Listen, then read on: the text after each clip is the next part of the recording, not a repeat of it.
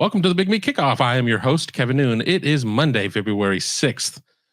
Went through the first weekend without football. And let me tell you, it was not a good time. We're a week away from the big game. I am not sponsored in this show, so I can say it, the Super Bowl. Eagles, Chiefs, game that I'm not really all that excited about. I've always been much more of a college fan to begin with. And it got me to thinking. And a couple weeks ago, over at Buckeye Huddle, great website that I'm involved with Tom Moore, Tony Gerdeman, Mark Givler, Alex Gleitman, Ross Fulton, Devin Ratliff, Justin Whitlatch, cast of great characters over there. And I did a way too early top 25 rankings. Most people come out with their rankings right after the national championship game, like the night of. I mean, it drops in. It took me a little bit longer to do mine, just a matter of time involved. I was busy, but I didn't wait too long. I got mine posted January 16th. Now, there certainly have been some changes in the college football landscape since I put my rankings together. I did not go back in and adjust them just for this show. Not worth it. Alabama has lost a couple of coordinators, hired a couple of coordinators. We've seen Clemson go out and hire Garrett Riley from TCU. So the Clemson Tigers will have a new offensive mind there after 1 year from their previous guy. Streeter, I think was his last name, who took over for Tony Elliott, who ended up going to UVA. I cannot focus on a lot of those changes because constantly I would be going around and updating things and moving teams up one spot, down a spot, and it's just not worth it. Now, all of this obviously is done before spring ball. I did it before the portal closed, so there was portal movement going on. I think you're going to like some of these picks. I think you're not going to like some of these picks. I think you're going to disagree with some things. I think you're going to agree with some things.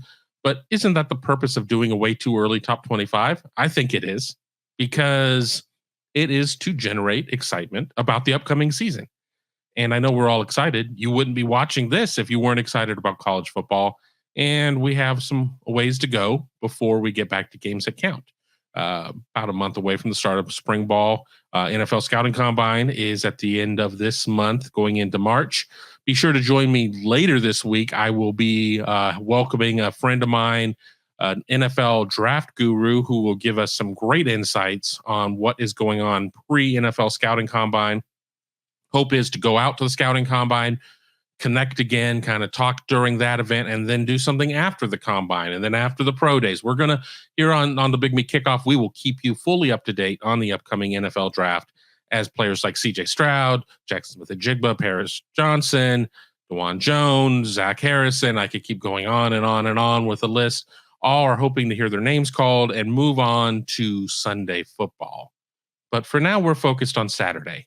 So, let's get to it. I'm getting my notes in front of me, and I've got these on boards by, 5 at a time. Let's start with 25 through 21 of our rankings. And 25th, I've got Texas Tech. And Texas Tech finished 8-5 this year. We're not ranked in the AP poll, but I am a fan of what they've done under head coach Joey McGuire.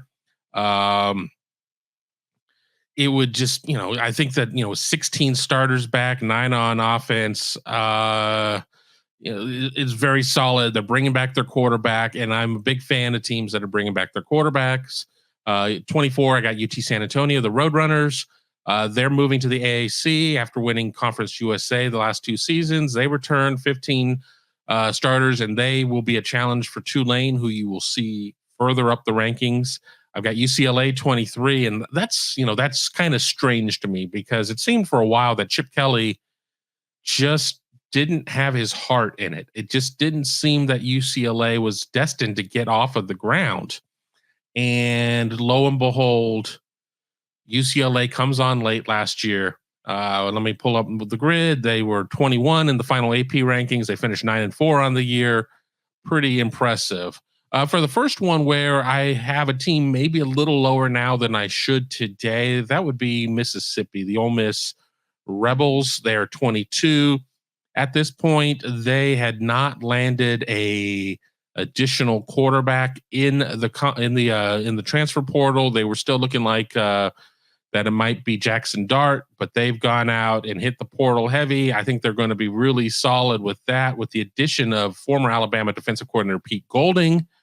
That allows Lane Kiffin to focus more on offense, let Pete Golding worry about the defense.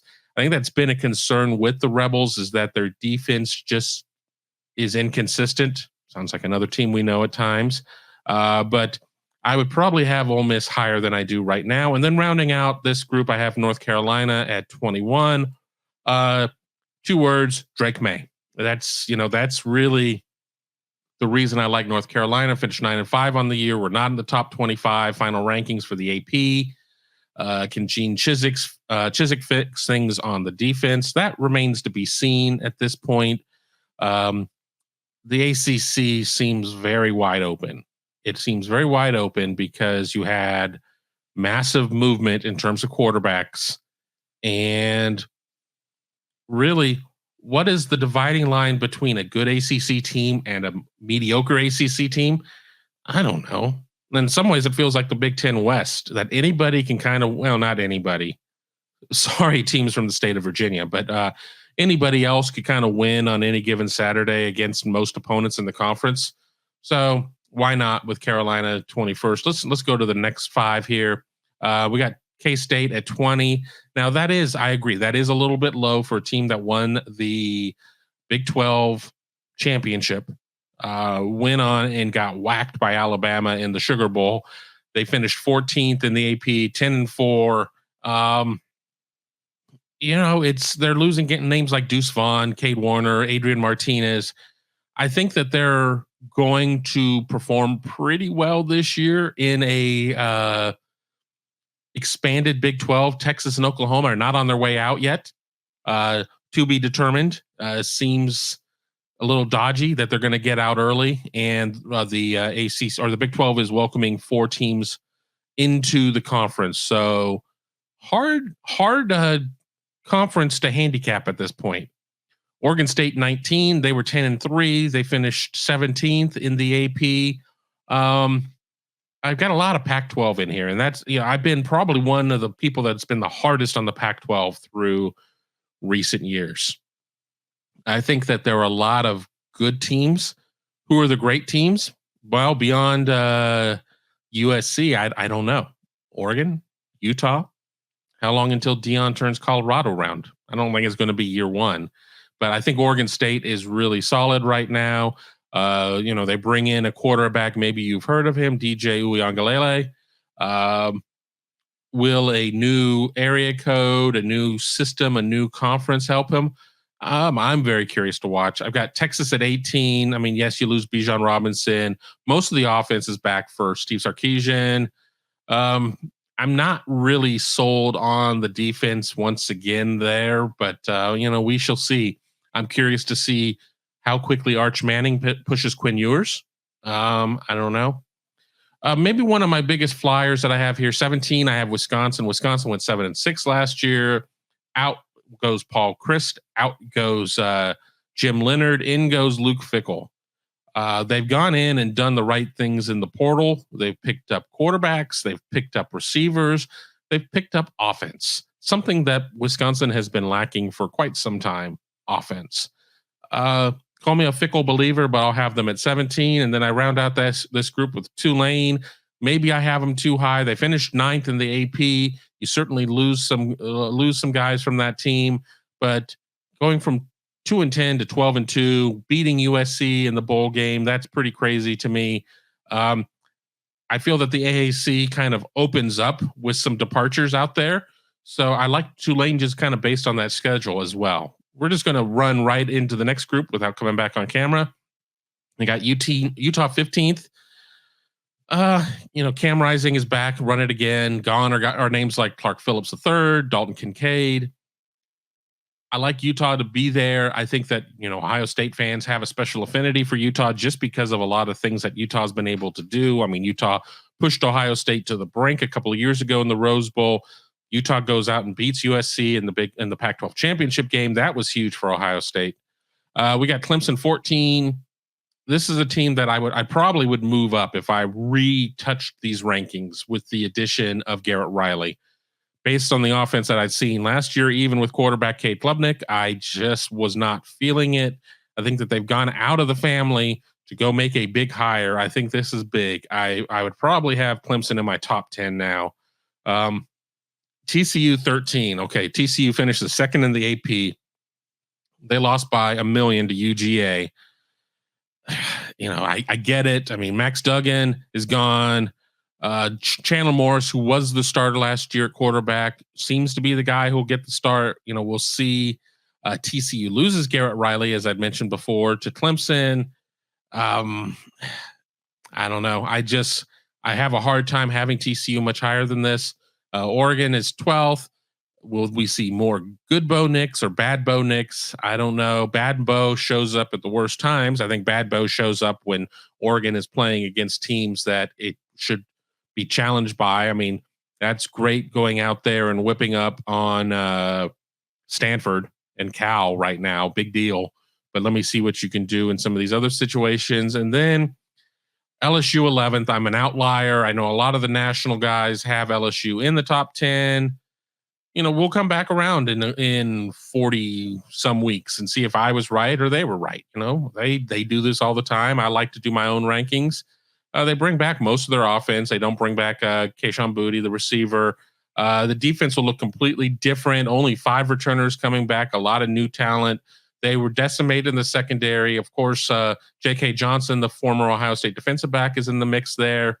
We'll know a lot more about LSU right from the go, because they start against Florida State and then they've got league games immediately. 3 of the next 4 are league games.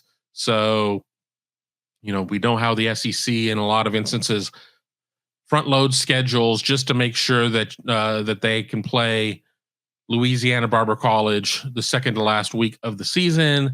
We'll know a lot there at that point. I'm going to come back out on camera here for a second. Let me do that. And so we've gone through the top, we've gone through 11 through 25 at this point. We'll slow down a little bit as we get into the top 10. Let's start with 6 through 10. At 10, I've got Notre Dame. Notre Dame obviously is a team in a little bit of flux. Tommy Rees is out. He's going to Alabama to be offensive coordinator. So at the time that we're recording this, and certainly at the time that I did this list, I thought Tommy Rees was going to be there. He is not going to be there. They go out, they get Sam Hartman at quarterback. I think that is a huge upgrade for them. I'm just not exactly sure what they're going to look like. I mean, I think they're going to look a lot better than how they started the season last year, losing to Ohio State, losing to Marshall. But I'm not sold on what I've seen out of Notre Dame in terms of longevity. Yes, they did go 9-4. Yes, they did finish 18th in the nation, but they're going to be breaking in a new OC. We're going to see how much reach that Marcus Freeman has in terms of bringing somebody else in. I got Florida State 9th. They finished 10-3 in the year, 11 in the rankings. That was a team that I think everybody kind of left for dead. And then just lo and behold, Florida State keeps on marching, keeps on going. They returned 16 players. They seem to have, what they have in Jordan Travis. I think that they could end up being the best team in the ACC this year. It's not going to be Miami. Again, with Clemson making the moves that it has, I think that Clemson could be there vying for it. But I think Florida State kind of returns to where it is used to being in terms of the ACC pecking order. And then you have Tennessee 8th. And, we know Hendon Hooker is gone. This is Joe Milton's team, former quarterback at Michigan who couldn't get it done there, who ended up having to go to the Vols to find an opportunity. Will he get beat out in camp? I don't know. I mean, Josh Heupel has impressed me as a coach. If they can take a step forward defensively, I think 8 is going to prove to be way too low. But what have I seen to prove to me that they're going to turn around that defense? Nothing yet. I mean, it's February. But for now, I have them there. I got Penn State at 7, the first of my big Big Ten teams at that point. Nick Singleton, Katron Allen both proved to be legit ball carriers. Drew Allar comes in at quarterback. No more Sean Clifford. Can Manny Diaz get some things turned around on the defense? I think so much of this team is going to be based upon what happens on that offensive line. That has been an Achilles heel of Penn State for many years. Be sure on the channel to check out shows that Tom Orr did, speaking with a Penn State expert. I think that they touched upon that, so I'm not going to belabor the point, but offensive line has certainly been an issue. Penn State losing some guys, but I like them. I like them to be solidly in the top 10. And then you have USC 6th. That offense is fantastic. You got the returning Heisman winner and Caleb Williams. You're returning a lot of guys, but again, I've not seen anything to indicate any wholesale changes on defense. Now, the same thing could be said about Ohio State in terms of, well, what have they done? Well, Ohio State hasn't made any coaching changes on defense outside of bringing in James Laurinaitis as a GA. Ohio State has been active in the portal. USC has been active in the portal. I just think Ohio State has a better system. I think it has better personnel in place, and I think that Ohio State will be able to take bigger strides defensively than Southern Cal will. And just for those who don't remember, Southern Cal finished 11-3, dropped 12 in the final AP rankings after losing to Tulane. We'll come back on camera again. Once again, you are watching the Big Meat Kickoff. I'm your host, Kevin Noon. Be sure to give us a thumbs up. Subscribe to the channel. All of those, if you're watching us on YouTube, let me give you a 3 count to hit that thumbs up. It helps us with the algorithm, really makes life a lot better. 3, 2, 1. Hit that thumbs up for us. Thank you so much. If you're listening on iTunes or any of the audio systems, leave us a 5-star ranking. I know it takes a minute to do that, but that would mean a lot, and it would certainly help us get distributed out to more people. And if you're not a member of Buckeye Huddle, give it a look, give it a listen. I will spare you the sales pitch today, but that is my day job. That is the most important thing to me. Be sure to join us at Buckeye Huddle. Let's get to the top 5. Asking for the subscriptions before I anger some people, I am sure. Then again, there are a lot of self-loathing Ohio State fans that may feel that I have the Buckeyes a little too high as well. And there we go. Let's address the elephant in the room. I have Ohio State 3. And let's not forget, Ohio State is coming off of back-to-back losses. Ohio State has a difficult schedule. Ohio State has to break in a new quarterback. Ohio State has a lot of things going on this year, but I will get back to that in a second. Let's go back into numerical order from reverse. I have Washington 5. That is another place where I'm an outlier. They finished 8th in the final rankings, 11-2 on the season. I think some of it is an overreaction because I have no faith in that SC defense. I think I have a little bit of a Utah hangover. I just don't think that they're going to be able to win the conference again. I think Michael Penix, as long as he can stay healthy, which is always a huge if Michael Penix can stay healthy, I think that they could be pretty special. Now, the last 2 times I've talked up Michael Penix, he's had horrible games. So this will probably be the last time I talk up Penix, Huskies fans, so don't worry about it. But I think that is going to be one of my surprise teams. Alabama at 4. This was done prior to the changes, or at least the Pete Golding out at defensive coordinator to Ole Miss was already known at that point. But I think we all knew Bill O'Brien was going to leave for some position, probably the Patriots, as it ended up being. We didn't know who the hire was going to be. I don't know. I don't know if they've made the best hires. I'm not sold on Tommy Rees. I'm indifferent on Kevin Steele. I've gone round and round. People point to the numbers last year at Auburn. I think that was a little bit more of an outlier than what his usual results are, but I don't know. I don't feel that it was an Alabama hire. I think that Alabama breaking in a new quarterback, Bryce Young, is gone. I think that Alabama just hasn't been as Alabama-like recently in the last couple of years. Alabama obviously coming off of a season where it didn't make the college football playoff. What does that mean? It means that they're probably making the playoff this year unless they absolutely mess the bed. But I don't know. I mean, four is good enough. Then, of course, Ohio State 3. We've talked about that. The other elephant in the room, that team up north, number 2. Hear me out. Bringing back a quarterback. I think that's really important. Of course, the number 1 team isn't bringing back a quarterback, but Georgia's a little different. Bring back a quarterback. Tremendous tandem in Donovan Edwards and Blake Corum. If Corum is able to come back fully from injury, I like a lot of the parts that they have in terms of how they have assembled their offensive line. They go out to the portal only to get some of their returning players to return.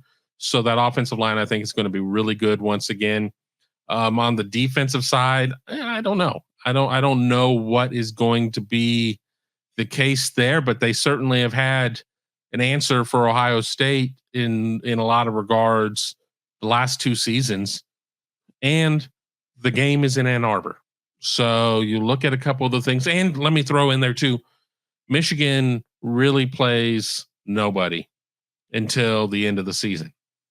Yes, you have to play against your Big Ten East foes, Michigan State, Ohio State, Penn State, Maryland to a certain degree. Yes, those are always. Their crossover games are not overly taxing, and then their non-conference schedule is jailable. I mean, it is so bad that it is embarrassing. It is what it is. Did we see Michigan kind of get exposed a little bit, at least when it came to getting out of conference and playing an out-of-league team in the college football playoff? I don't know. That's a big conclusion to get to. That is a big leap to say that playing the likes of UConn and Hawaii in September led to Michigan falling to TCU in December. But it's worth having a conversation over. And then lastly, you have UGA at number 1. They're going to have to reload at a couple positions. You lose A.D. Mitchell to Texas in the transfer portal. Obviously, Stetson Bennett is gone. Jalen Carter is gone. Nolan Smith is gone. There's some big names that are gone. Keely Ringo is gone. But nobody's been recruiting like UGA here the last couple of years. And they load up so much on defense. How much offense do they need to have to be able to win this season, this upcoming season? You need to have some. But if you're holding most teams to 10, 12 points, how much does that matter? I mean, it's going to matter, but not a lot. And, of course, UGA is coming from the softer side of the SEC, from the East and not the West, and doesn't have the regular season challenges that some other conference teams will have out there in terms of the schedule. So that's my top 25. I'd love to hear yours. We don't want to fill out a top 25. Give me your top 5. Give me your top 10. Where did we hit? Where did we miss? We won't know until the season is over. And we'll be sure to revisit this show. But I want to hear it. I always want to hear feedback from you guys. You're the reason I do this show. So be sure to hit me back with all of your feedback. Again, be sure to join me later this week as we will have an NFL draft expert on, and we will talk about Ohio State Buckeyes in the draft, upcoming draft. Many more questions coming out of the All-Star games, including the Senior Bowl. How much did DeJuan Jones help himself with his limited action in Senior Bowl week activities? Quarterbacks, all of that. It's going to be there on the upcoming edition of the Big Me Kickoff. But until then, have a great day, have a great week, and we will talk to you very soon.